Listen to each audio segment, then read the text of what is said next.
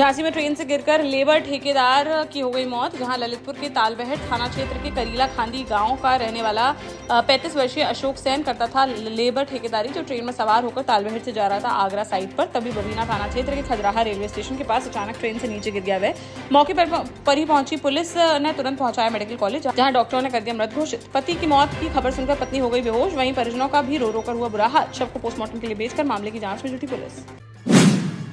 Lalitpur police ने मथुरा की एक विवाहिता से दुष्कर्म के मामले में 2 आरोपियों को कर लिया गिरफ्तार। जहां 19 वर्षीय पीड़िता की मथुरा के बरसाना में हुई थी शादी, जो 1 महीने पहले एक युवक के साथ आई थी ललितपुर के जमालपुर गांव। तभी 22 अगस्त की रात को उसे जमालपुर छोड़ने का झांसा देकर अपने साथ ले गए 50 वर्षीय भोलू शर्मा व श्रीराम कुशवाहा, जिन्होंने एक खेत में ले जाकर दोनों ने उसके साथ किया गलत काम और किसी को बताने पर जान से मारने की दी धमकी। 23 अगस्त को पीड़िता की शिकायत पर पुलिस ने दर्ज किया था मामला और सोमवार को दोनों को कर दिया गया गिरफ्तार। न्यायालय में पेश कर कार्यवाही करते हुए भेजा गया जेल। जालौन में एक बार फिर से यमुना नदी का जलस्तर लगातार बढ़ने से मंडराने लगा है बाढ़ का खतरा। जहां हरियाणा के हथनी कुंड बैराज से छोड़े गए पानी और कोटा बैराज से चंबल नदी में बढ़ते प्रभाव का जिले की सीमा से बहने वाली यमुना पर पड़ रहा है सीधा असर। सोमवार सुबह 9 बजे तक कालपी क्षेत्र में यमुना ने 108 मीटर का आंकड़ा कर लिया पार, जो खतरे के निशान से ऊपर। तेजी से बढ़ते जलस्तर ने कालपी तहसील के रायड़, दिवारा, पडरी समेत 6 गांवों को कर दिया है प्रभावित। वहीं माधवगढ़ तहसील के सिद्धपुरा, निनावली, जागीर सहित उसके मजरे से लगे गांव का मुख्यालय से टूट गया है संपर्क। प्रशासन ने हालात को देखते हुए राहत और बचाव कार्य कर दिए हैं तेज। झांसी के समथा थाना क्षेत्र के बसोबई गांव में एक दंपत्ति पर दबंगों ने बोल दिया हमला, जिसका वीडियो सोशल मीडिया पर हो रहा है वायरल, जिसमें 6 से ज्यादा लोग भगवान दास व उनकी पत्नी को लाठी डंडों से पीटते आ रहे नजर। जमीन पर पटक कर लात, घूसों व लाठियों से जमकर की गई मारपीट, जिसमें पति पत्नी दोनों लोग हो गए घायल। किसी तरह वहां से भागकर उन्होंने बचाई जान और थाने में दी तहरीर, लेकिन 1 सप्ताह बीत जाने के बाद भी अब तक आरोपियों पर दर्ज नहीं की गई FIR, जिस पर पीड़ित ने पुलिस पर मामले को दबाने का लगाया आरोप और वरिष्ठ अधिकारियों से लगाई न्याय की गुहार। सागर के गोपालगंज थाना क्षेत्र की नाखरे वाली गली में 22 अगस्त को 46 वर्षीय साधना ठाकुर की कर दी गई थी हत्या। पुलिस ने इस मामले में मृतका के बेटे अजय सिंह ठाकुर और उसके दोस्त राहुल उर्फ देव यादव को किया है गिरफ्तार। दोनों ने पूछताछ में अपना जुर्म कर लिया स्वीकार, जिसमें हत्यारोपी बेटे अर्जुन सिंह ठाकुर ने बताया कि दोस्त राहुल के साथ रहने पर आए दिन रोक टोक करती थी सौतेली मां साधना ठाकुर, जिस पर दोनों ने मिलकर उसकी गला दबाकर कर दी हत्या और फिर घर के गहने लेकर हो गए थे फरार, जिनके पास से सोने चांदी के गहने भी कर लिए गए हैं बरामद। कार्रवाई कर दोनों को भेजा गया जेल। महोबा में सदर तहसील की महिला लेखपाल शोभा गौतम के निलंबन के विरोध में लेखपाल संघ ने कर दिया है कार्य बहिष्कार। जहां सोमवार को लेखपाल संघ ने तहसील मुख्यालय पर धरना प्रदर्शन करते हुए जमकर की नारेबाजी। बता दें कि शोभा गौतम पवा गांव में थी तैनात, जिनके पास पथपहरा और चांदो गांव का भी था अतिरिक्त प्रभार।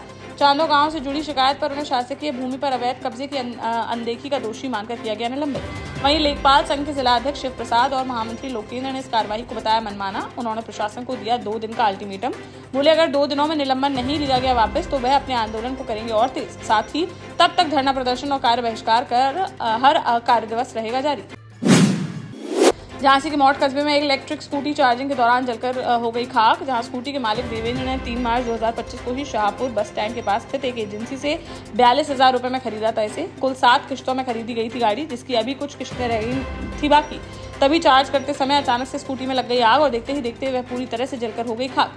गनीमत रही कि घटना के समय आसपास नहीं था कोई, जिस कारण नहीं हुआ बड़ा हादसा। इससे पहले पूंछ नगर में भी ऐसे ही चार्ज करते समय जोरदार विस्फोट के साथ लगी आग से पूरी तरह जल गई थी एक इलेक्ट्रिक स्कूटी। टीकमगढ़ पुलिस ने सोमवार को जतारा थाना क्षेत्र में हुई 9 चोरियों का कर दिया खुलासा। जहां पुलिस ने एक गिरोह के 3 आरोपियों को पकड़कर उनके पास से लगभग 7,51,000 रुपए का चोरी का सामान किया है बरामद। इस खुलासे में सोने चांदी के जेवरात और 2 बाइक हैं शामिल। सख्ती से पूछताछ करने पर आरोपियों ने स्वीकारा कि वह साथियों के साथ मिलकर जतारा और आसपास के इलाकों में करते थे चोरी। बीती रात भी वह चोरी की घटना को देने वाले थे अंजाम। तभी पुलिस गश्त के दौरान उन्हें कर लिया गया गिरफ्तार। न्यायालय में पेश करते हुए तीनों को भेजा गया जेल।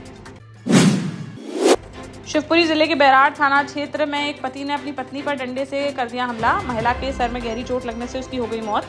बीती रात की यह घटना 27 वर्षीय बनवारी और पत्नी सीमा के बीच अक्सर होता रहता था विवाद, लेकिन रविवार रात को हुआ झगड़ा, जिसमें गुस्से में आकर बनवारी ने सीमा पर डंडे से कर दिया हमला। महिला के सर से बहने लगा खून और वह हो गई बेहोश, जिससे अस्पताल लेकर पहुंचे परिजन। वहां डॉक्टरों ने कर दिया मृत घोषित। घटना के समय घर में 3 बच्चे भी थे मौजूद। पुलिस ने पोस्टमार्टम के लिए भेजा शव और आरोपी पति के खिलाफ हत्या का मुकदमा दर्ज करते हुए मामले की जांच की शुरू। देश का जाना माना सैनफिन ग्रुप आपके लिए फिर लाया है झांसी में वास्तु के हिसाब से फ्लोर प्लान सहित एक शानदार टाउनशिप, जिसमें सुरक्षा की दृष्टि से CCTV, एक ही ग्रैंड गेट से एंट्री और एग्जिट, चौड़ी सड़कें, parking, car wash area, senior citizen and international fountain parks, swimming pool, gym, badminton, tennis आदि courts, school, hospital, shopping mart आदि कई सुविधाएं। इसीलिए तो है हम झांसी में लोगों की पहली पसंद।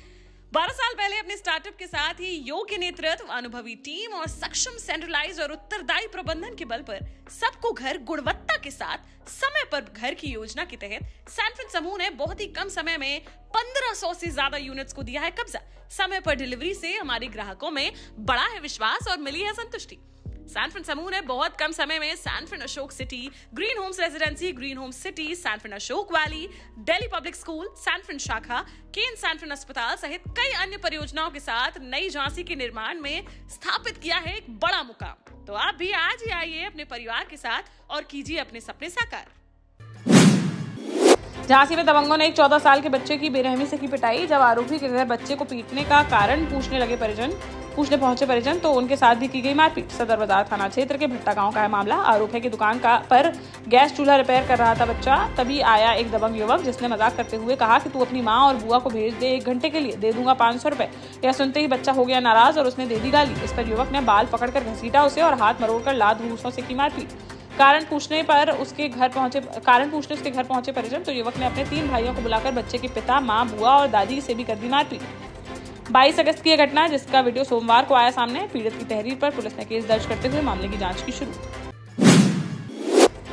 झांसी के मौरानीपुर कोतवाली क्षेत्र में एक बड़ी घटना आई सामने, जहां ग्राम पंचायत मेड़की में रहने वाले पशुपालक माता दीन के पास थी कुल 400 भेड़ें, जिन्हें 3 अलग अलग स्थानों पर बांधकर सोया था वह। तभी अचानक से एक बाड़े पर आ गिरी आकाशीय बिजली, जिसकी चपेट में आ गई 65 भेड़, जिनकी मौके पर ही हो गई दर्दनाक मौत। घटना की सूचना मिलते ही मौके पर पहुंचे प्रशासनिक अधिकारी, जहां एसडीएम, नायब तहसीलदार और पशु चिकित्सा अधिकारी ने घटनास्थल का किया निरीक्षण और मामले की जांच की शुरू।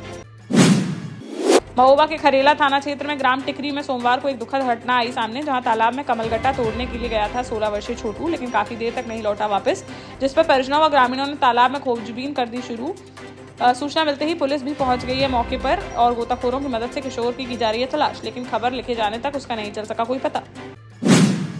झांसी में युवक के पेट में चाकू घोंपने वाले आरोपी को लेकर कोर्ट ने सुनाया बड़ा फैसला, जहां करीब 8 साल पहले दिसंबर 2017 में नवाबाद थाना क्षेत्र के सैयर गेट निवासी सोहेल पुत्र शाहबुद्दीन ने दर्ज कराया था मुकदमा, जिसमें उसने बताया था कि अपने घर के बाहर खड़ा था वह। इसी बीच वहां आया मोहल्ले का ही रहने वाला अरशद और पीछे से उसके पेट में चाकू से कर दिया ताबड़तोड़ वार, जिससे वह गंभीर रूप से हो गया था घायल, जिसका काफी समय तक चला इलाज। पुलिस ने 24 जनवरी 2018 को न्यायालय में दाखिल कर दी विवेचना और 7 साल चली सुनवाई के बाद कोर्ट ने विवेचना और सबूतों के आधार पर अरशद को दोषी मानते हुए 10 साल के कठोर कारावास की सुनाई सजा, साथ ही 10,000 रुपए का लगाया गया जुर्माना।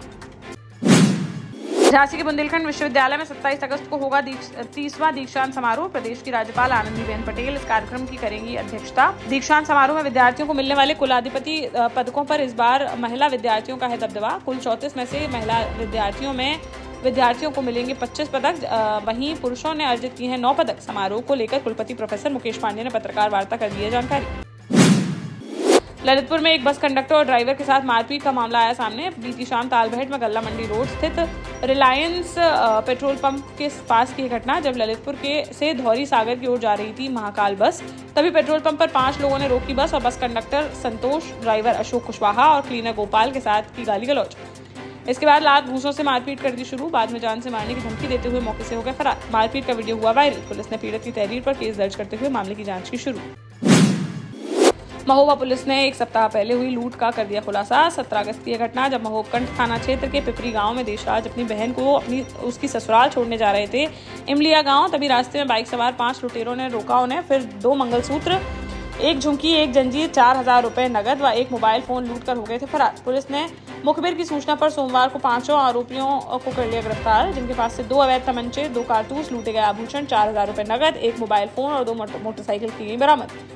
पुलिस अधीक्षक ने खुलासा करने वाली संयुक्त टीम को 25,000 रुपए का दिया है नकद पुरस्कार।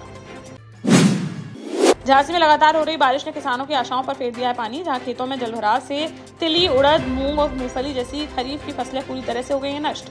मौरानीपुर क्षेत्र के कंजर, चितावन समेत कई गांवों में सैकड़ों एकड़ जमीन पर जलभराव की स्थिति। कुछ गांवों में बोई ही नहीं जा सकी फसल, जहां बोई गई वह बारिश में हो गई बर्बाद। इस स्थिति से रबी फसल की बुवाई भी हो सकती है प्रभावित। यूपी किसान कांग्रेस के प्रदेश अध्यक्ष शिव नारायण सिंह परिहार ने प्रभावित खेतों का किया दौरा, जहां किसानों ने खेत सर्वे की है मांग। उनकी मांग है कि नुकसान का हो सही आकलन और जल्द से जल्द मिले बीमा क्लेम और मुआवजा, साथ ही खेतों से पानी निकासी की जाए व्यवस्था।